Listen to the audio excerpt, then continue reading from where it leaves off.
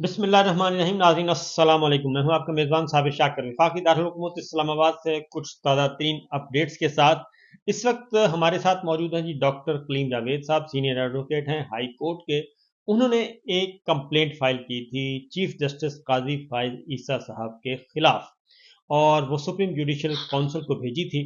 और उसमें जो सवाल उठाया गया था, जो इल्ज़ाम आयद किया गया था काजी फाइज ईसा साहब पर, वो था उनका कोड ऑफ कंडक्ट को उन्होंने वायलेट किया है, उससे इनहराफ किया है।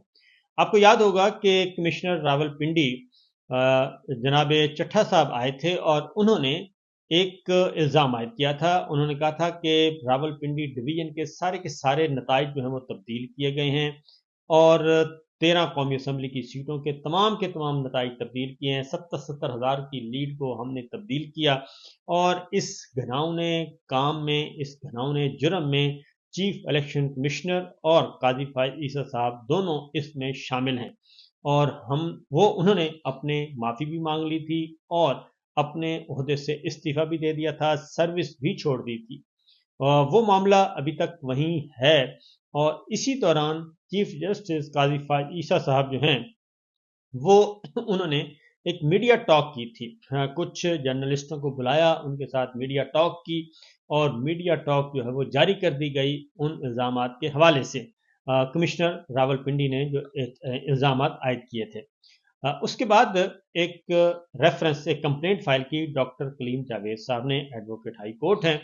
उन्होंने एक कंप्लेंट फाइल की। उस कंप्लेंट पे अभी तक कोई कार्रवाई नहीं हुई, बल्कि अब एक और काम हुआ है, और वो ये कि वो रूल्स ही तब्दील कर दिए गए, यानी कोड ऑफ कंडक्ट ही तब्दील कर दिए गए, जो जिसका इल्ज़ाम जनाब चीफ जस्टिस काजी फाइज ईसा साहब पर आयद किया गया था। तो वो क्यों तब्दील किए गए, किस वजह से तब्दील किए गए, ये हम ज़रा मालूमात करते हैं। हमारे साथ हैं doctor Kaleem Javed, advocate high court. उन्हीं से पता करते हैं कि वो आइंदा का अब लाहे अमल उनका क्या होगा, और इस केस को वो कैसे देखते हैं, ये जो अमेंडमेंट की गई है आज खुद अपने आप को फ़ायदा देने के लिए। डॉक्टर साहब सलाम अलैकुम। वालेकुम अस्सलाम साबिर साहब। अच्छा डॉक्टर साहब, ये बताएं सबसे पहले तो आपकी कंप्लेंट पे कोई एक्शन हुआ? एक्शन मुझे तो कोई इन्फॉर्म नहीं किया गया। अ, अ, मतलब मुझे नहीं बताया, ना उसको ओपन हेयरिंग के लिए रखा गया है। अलबत्ता 7 मार्च को एक press release supreme judicial council की तरफ से जारी की गई, और उस प्रेस रिलीज के अंदर पूरी की पूरी बॉडी, जो मैंने एलिगेशन लगाया था अपने रेफरेंस के अंदर चीफ जस्टिस काजी फाइज ईसा साहब के ऊपर कि ये कोड ऑफ कंडक्ट को इन्होंने वायलेट किया है, मीडिया टॉक, जज मीडिया टॉक नहीं कर सकता, उसके अंदर वाजे लिखा हुआ था।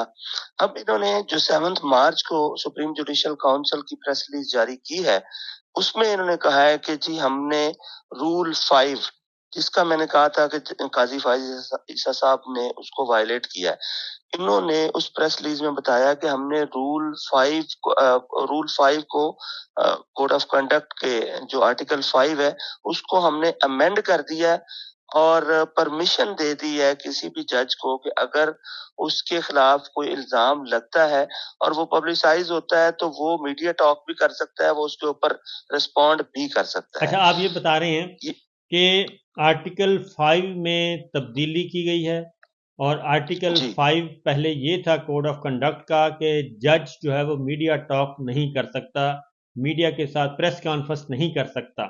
तो अब आपने वही इसी आर्टिकल की बुनियाद पे ही आपने चीफ जस्टिस साहब के खिलाफ कंप्लेंट फाइल की थी। अब उन्होंने इस कानून को तब्दील करके आप ये कह रहे हैं कि अब चीफ जस्टिस साहब और ऑनरेबल जजेस जो हैं वो प्रेस कॉन्फ्रेंस कर सकते हैं। इसके अंदर इन्होंने देखे कुछ कुछ चीजें इखलाकी होती हैं।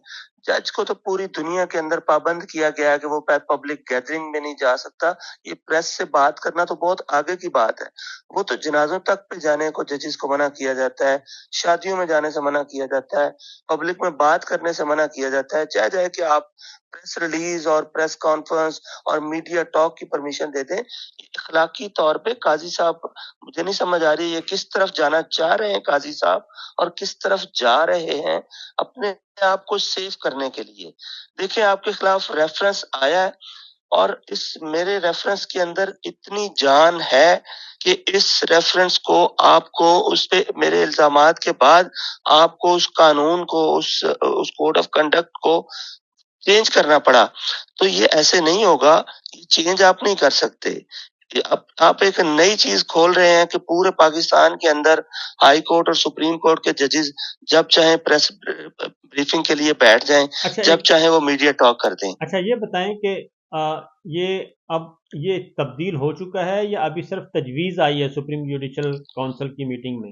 نہیں جی، انہوں نے کر دیا ہے. اس میں انہوں نے اس کی ورڈنگ پوری لکھ دی ہے. آپ پریس ریلیز دیکھیں جو 7 مارچ کو انہوں نے کی ہے، اس کے اندر اس کو پوری طرح سے ڈسکس کر کے آرٹیکل 5 کو جو میرے ایلیگیشنز تھے ان کو ڈسکس کر کے اس کے بعد پھر اس کو انورٹڈ کامرس کے اندر امینڈمنٹ کر کے کہا ہے جی کہ سپریم جوڈیشل کونسل نے اپنے اجلاس میں یہ امینڈمنٹ کی ہے اس کے اندر.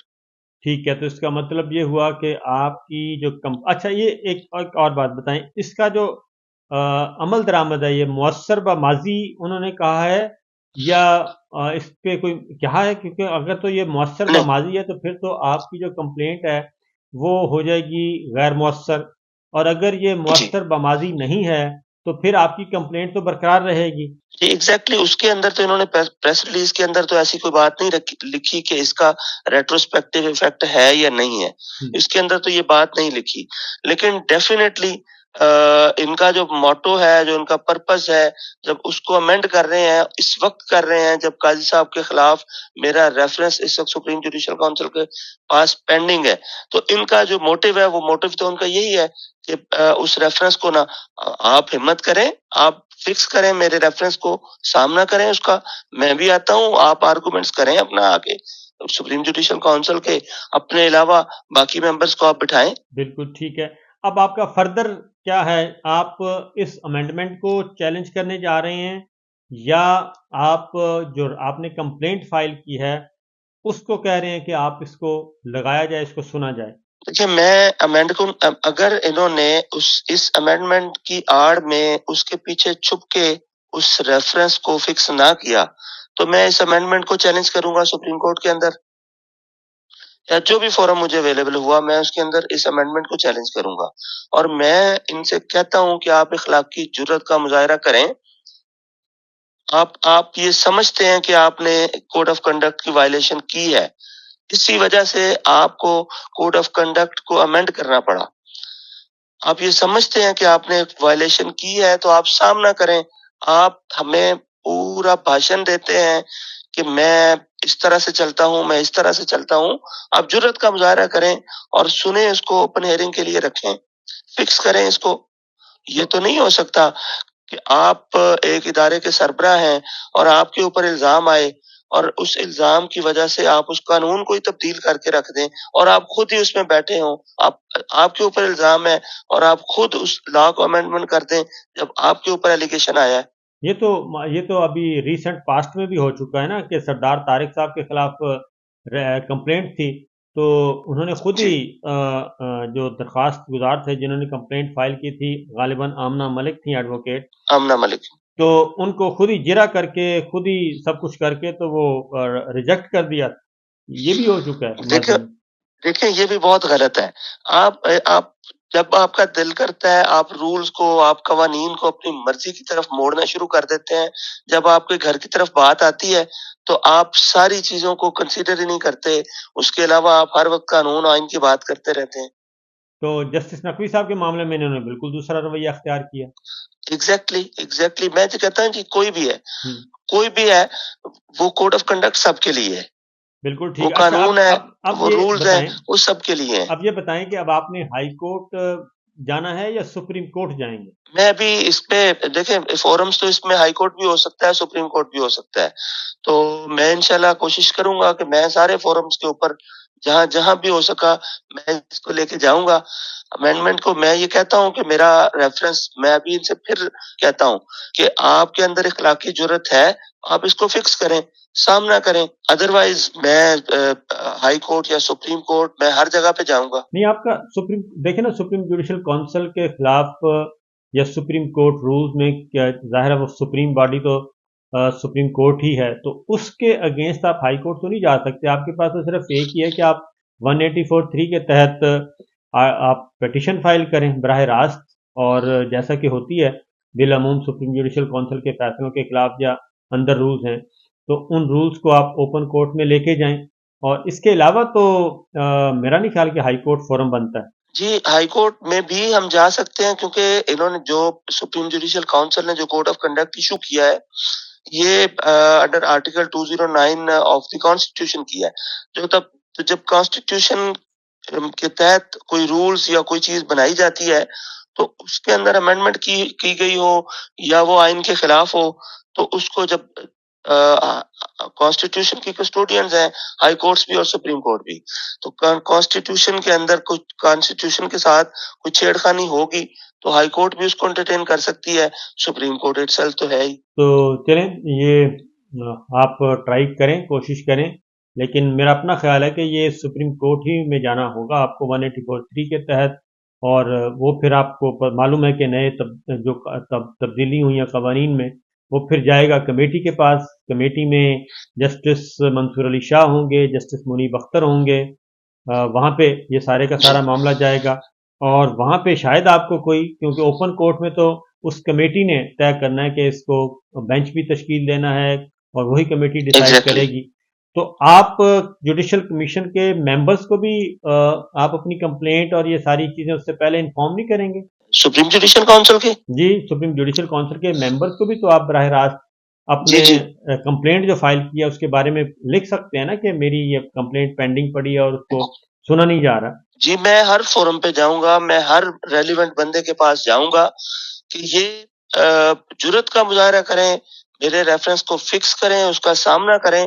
अगर नहीं बनता तो आप बिल्कुल बरी जिम्मा है, लेकिन अगर आपने वायलेशन की है और आपने वायलेशन की है, आपने इस चीज को अमेंडमेंट करके मेरे रेफरेंस को आपने एडमिट कर लिया है कि आपके ऊपर लगाए गए इल्जामात बिल्कुल दुरुस्त हैं, इसी वजह से आपको उसके अंदर तरमीम करनी पड़ी है। चलें जी, आपका बहुत बहुत शुक्रिया डॉक्टर साहब। तो देखते हैं क्या बनता है, सिचुएशन किस तरफ लेके जाते हैं आप और चीफ जस्टिस काजी फायद ईसा साहब। बहुत बहुत शुक्रिया। ये थे जी हमारे साथ doctor Kaleem Javed, advocate high court, और वो हमें बता रहे थे कि उन्होंने एक पेटिशन, एक पहले तो रेफरेंस फाइल किया हुआ, कंप्लेंट फाइल की हुई है, और जिस कोड ऑफ कंडक्ट का उन्होंने तस्करा किया था, उस कोड ऑफ कंडक्ट में तब्दीली कर दी गई है, आर्टिकल 5 को तब्दील कर दिया गया है। और जस्टिस काजी फाइजा साहब उस फोरम के हेड हैं, और उन्होंने खुद ही ये अमेंडमेंट की है, और उनका प्रोग्राम ये है डॉक्टर कलीम जावेद का कि अब इसको आगे लेकर जाएंगे। तो बहरहाल ये चीज़ें तो मेरा ख्याल है कि हर जगह ही हैं, अपने आप को एनआरओ देने का जो है ये हर जगह रिवाज पा चुका है। इससे पहले भी आपको याद होगा कि जब ये रजीम चेंज हुआ, तो रजीम चेंज के बाद जो नैब में तरामीम की गई, तो सारी की सारी नैब जदगान ने की थी, और अपने आप को उन्होंने एनआरओ दिया था, अपनी फेवर में उन्होंने तब्दीलियां की थी। तो यही काम अब डॉक्टर कलीम जावेद कह रहे हैं कि चीफ जस्टिस काजी फायद ईसा साहब ने किया है। इजाज़त दीजिए, अल्लाह हाफिज़।